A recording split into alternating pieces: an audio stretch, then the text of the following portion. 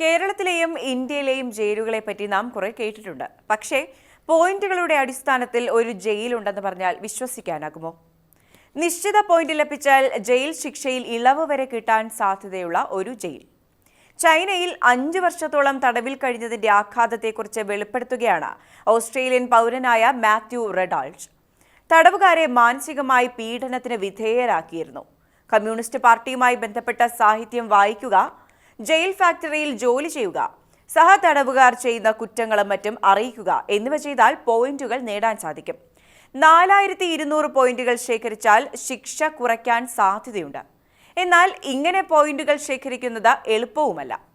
Jail ഗാർഡുകൾ മനഃപൂർവ്വം ചെറിയ നിയമലംഘനങ്ങൾക്ക് ശിക്ഷ വിധിക്കുകയും അതുവഴി ശേഖരിച്ച പോയിന്റുകൾ അസാധുവാക്കുകയും ചെയ്യുന്നുവെന്ന് മാത്യു ആരോപിക്കുന്നുണ്ട്. ഭക്ഷണം പൂഴ്ത്തിവെക്കുകയോ പങ്കിടുകയോ ചെയ്യുക, ഇടനാഴിയിലൂടെ നടക്കുമ്പോൾ വരിയിൽ നിന്ന് അല്പം തെറ്റുക, കട്ടിലിൽ സോക്സുകൾ തൂക്കിയിടുക, അല്ലെങ്കിൽ ഒരു ജനാലയ്ക്ക് വളരെ അടുത്ത് നിൽക്കുക തുടങ്ങിയവയൊക്കെ നിയമലംഘനമായാണ് കണക്കാക്കപ്പെടുന്നത്. 2020 ജനുവരി 2-നാണ് മാത്യുവിനെ അറസ്റ്റ് ചെയ്തത്. അറസ്റ്റിലായതിനു ശേഷം തുടർച്ചയായി 2 ദിവസം മർദ്ദിക്കപ്പെട്ടതായും 48 മണിക്കൂർ ഭക്ഷണമോ വെള്ളമോ തരാതെ ഉറങ്ങാൻ അനുവദിക്കാതെ രേഖകളിൽ ഒപ്പിടാൻ നിർബന്ധിച്ചതായും മാത്യു വിവരിക്കുന്നുണ്ട്. ജയിലിലെത്തിയപ്പോൾ ഒരു പ്രത്യേക കേന്ദ്രത്തിൽ ട്രാൻസിഷൻ ഫേസിന് വിധേയനാക്കി. അവിടെ മാത്യു ശാരീരിക പീഡനവും മാനസിക പീഡനവും അനുഭവിക്കേണ്ടി വന്നു. ട്രാൻസിഷൻ ഫേസിൽ തടവുകാരെ വളരെ കഠിനമായ നിയമങ്ങൾക്ക് വിധേയരാക്കി. ഞങ്ങൾക്ക് കുളിക്കുന്നതിനോ ശരീരം വൃത്തിയാക്കുന്നതിനോ മാസങ്ങളോളം വിലക്കുണ്ടായിരുന്നു. ടോയ്ലറ്റ് പോലും പ്രത്യേക സമയങ്ങളിൽ മാത്രമേ ഉപയോഗിക്കാൻ കഴിയൂ. അവ വൃത്തിഹീനമായിരുന്നു. മുകളിലുള്ള ടോയ്ലറ്റുകളിൽ നിന്നുള്ള മാലിന്യങ്ങൾ നിരന്തരം മേലിൽ വീഴുമായിരുന്നു എന്നും മാത്യു വ്യക്തമാക്കുന്നുണ്ട്. മാത്യുവിനെ പിന്നെ സാധാരണ ജയിലിലേക്ക് മാറ്റി. അവിടെ തടവുകാരെ സെല്ലുകളിൽ ഒരുമിച്ച് നിർത്തുകയും ലൈറ്റുകൾ ഒരിക്കലും അണയ്ക്കാതിരിക്കുകയും ചെയ്തു.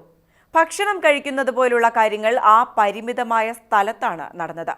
Africa, Pakistan, Afghanistan, Britain, US തുടങ്ങിയ വിവിധ രാജ്യങ്ങളിൽ നിന്നുള്ളവരായിരുന്നു സഹ തടവുകാരായി മാത്യുവിനൊപ്പം ഉണ്ടായിരുന്നത്. മയക്കുമരുന്നുമായി ബന്ധപ്പെട്ട കുറ്റകൃത്യങ്ങൾക്ക് ശിക്ഷിക്കപ്പെട്ടവരായിരുന്നു അവരിൽ ഏറെയും. ഭക്ഷണം കുറച്ചു നൽകിക്കൊണ്ട് ശിക്ഷ നൽകും. കൂടാതെ വൃത്തികെട്ട വെള്ളത്തിൽ തയ്യാറാക്കുന്ന ക്യാബേജ്, ക്യാരറ്റ് അല്ലെങ്കിൽ കുറഞ്ഞ അളവിൽ മാംസം, ബ്രെഡ് എന്നിവ അടങ്ങിയ ഭക്ഷണമായിരുന്നു നൽകാറുണ്ടായിരുന്നത്. ഇതുമൂലം മിക്ക തടവുകാരും പോഷകാഹാരക്കുറവ് ഉള്ളവരായി. കൂടാതെ തടവുകാരെ പച്ചക്കറികൾ വളർത്തുന്ന ഒരു ഫാമിൽ ജോലി ചെയ്യാൻ നിർബന്ധിതരാക്കി. പക്ഷേ അവ കഴിക്കാൻ അനുവദിക്കുമായിരുന്നില്ല. മോഷ്ടിച്ച ഉൽപ്പന്നങ്ങൾ കൈവശം വെച്ച ഒരാൾക്ക് 8 മാസം വരെ ഏകാന്ത തടവാണ് നൽകിയത്. ഉന്നത ഉദ്യോഗസ്ഥർ ജയിലിൽ സന്ദർശനം നടത്തുന്ന സമയത്ത് മാത്രം പ്രോട്ടീൻ അടങ്ങിയ ഭക്ഷണം നൽകും. ജയിലിലെ ഭക്ഷണ വിതരണത്തെ ചൊല്ലി തർക്കമുണ്ടായി. അതിനിടയിൽ മാത്യുവും പെട്ടുപോയി. ശിക്ഷയായി 194 ദിവസത്തേക്ക് ഏകാന്ത തടവിലേക്ക് അവനെ അയച്ചു.